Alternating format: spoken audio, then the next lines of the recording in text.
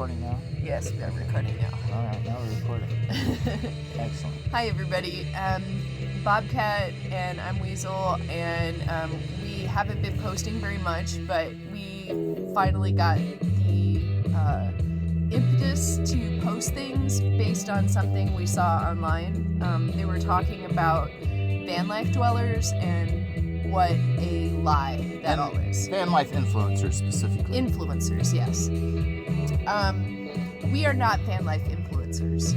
We do not make money off of YouTube yet. That would be a goal in the future. I'm an influencer, not a good one.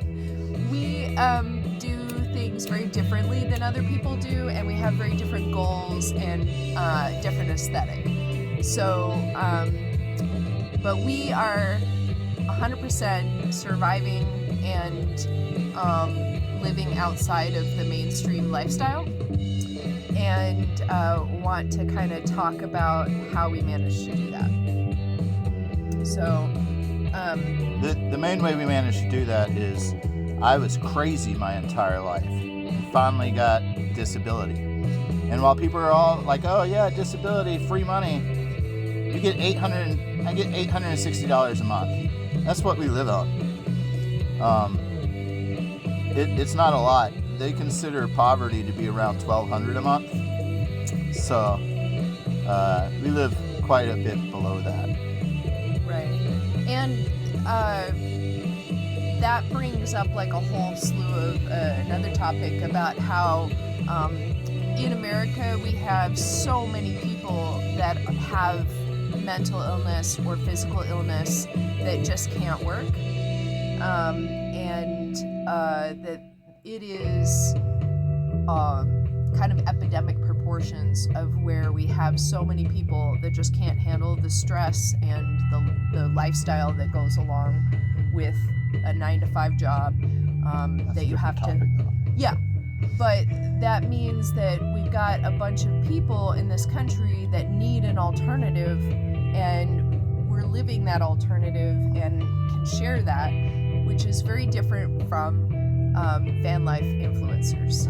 So we don't have $10,000 to drop into purchasing a Sprinter van. So what we did find was an old Ryder moving van from the 1990s. That had been used as a fleet vehicle for a small electrical company. Yeah. So it had a lot of use. And we got it for $1,600. Actually, that's what the asking price was. He knocked off a couple $100 when we went to go pay him. Yeah. And we did have to put a little bit of money into, converting that. We bought solar panels, we bought batteries, and we bought charge controller, inverter, stove. But that's the only thing that we bought. To remodel our place was the stuff for our solar setup. Right. The only thing that we bought new. Yeah. And we bought that with the last of my money from working a job. So I don't want to pretend like we started off with nothing. I was working a regular job at a cruise line, and when COVID hit, I quit my job. We had already purchased the solar setup and were preparing for this lifestyle prior to me quitting my job. So planning ahead and getting the equipment that you need, and realizing that that equipment only has a certain number of years in it, and you're going to have to replace that equipment, which we might end up being in a hardship when that happens. But our solar panels should last for a very long time. But yeah, so we started off with a little bit of money, and I lived a extremely modest lifestyle for many, many years, and kind of worked into this with tiny house living. I built a house. It cost me a total of $3,000. I built a tiny house on somebody else's property, and I paid them rent in what I put into the house for 5 years. So I didn't have any rent because I put all of the building the house on my credit card, and I just had to pay off my credit card. So that allowed us to bankroll our initial investment for the van and the solar panels and everything else. And then we built the inside with reclaimed materials. So you were leading into that. Yeah. Do you want to talk about like the installation? We got Reflectix. It's a big roll of almost like bubble wrap type stuff, like a thin film that you can roll out. And we find those at sometimes at reuse it stores and places we live. Where we go, we try to hit those up wherever we can. Or freezer bags, which are like the poor man's version. Right, yeah. You can go out and get somewhere where they're shipping things, and there's Reflectix is made into freezer bags, and you just can open that up and use it. It's also pretty much the same stuff you put in the windows. Your windows to keep them cool. Car sunshades. Car sunshades. A couple of those. We used a few of those in our build as well. And you put it down, and you're making an air gap, and that's how it stays insulated.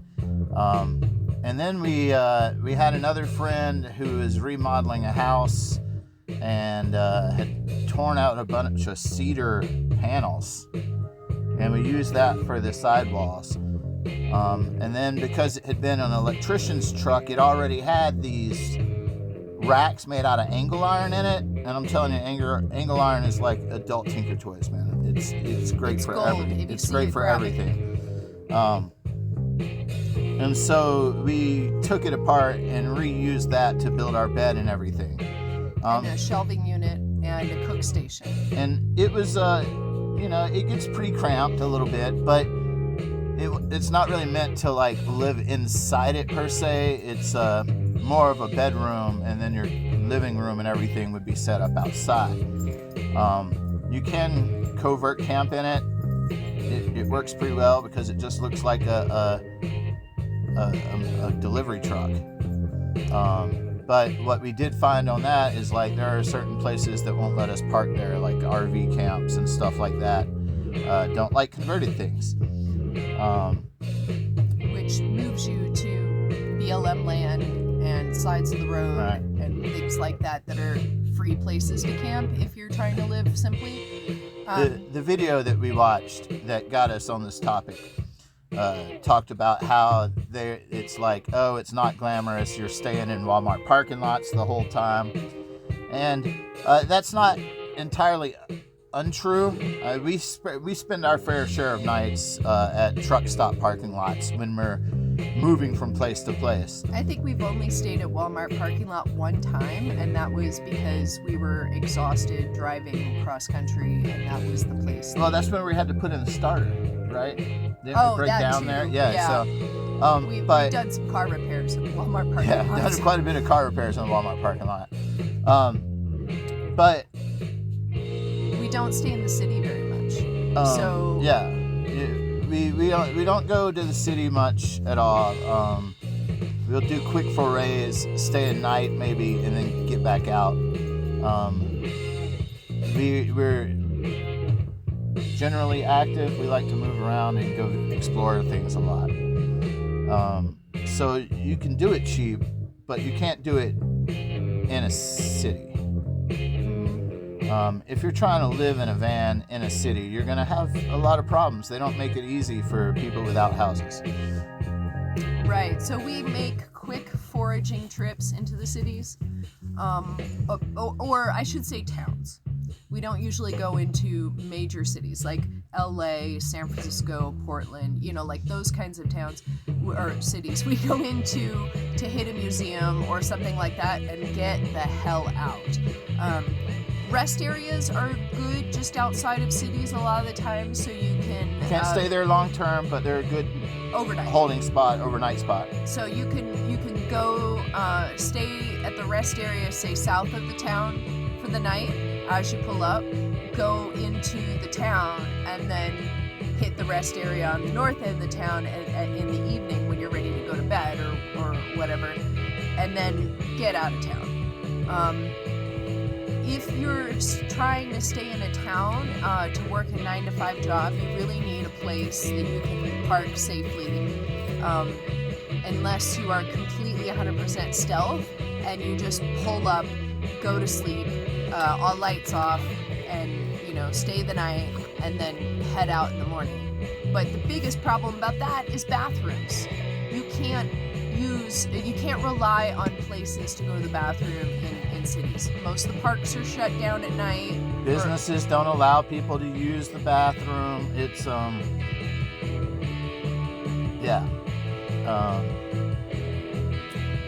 and I don't know. If you're really trying to find work, there's work all over rural towns. You don't go to an agency to do it. You have to go put up some flyers and talk to people. But there's work. There's work out there. Well, that brings us to working, and I'll be honest with you, I haven't worked much in the past 2 years. Since COVID happened, our life has kind of changed drastically, and we've hit the road more full time. We've done a lot of work, just not 9 to 5 working for other people. I mean, right. We grew a garden for 2 years in a row that was not economically, a money thing. I mean, we gave away more food than we sold, and we had a little card table kind of stand on the side of the road right in front of our garden, and literally only had a few customers. But we made $800 in 3 months off of the farm stand on the side of the road. Yeah, but that included our canning, which was mostly sold later. So I don't think 800 is within 3 months. But yeah. No. At that it doesn't matter. At the booth we made money, and then we took most of our garden and canned it and turned it all into pickles and went to an event and sold all of our pickles and a bunch of junk and crafting that we do at the event. And we made a decent chunk of money there.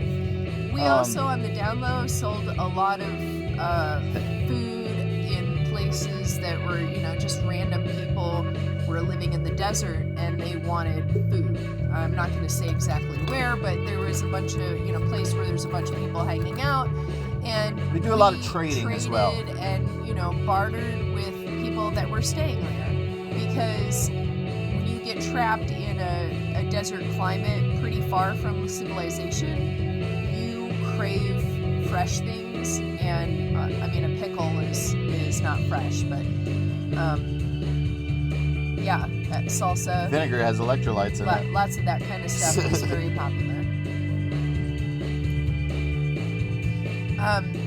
That brings us to temporary communities that we've gone to. There's been a couple of places that we went where there were pre-established,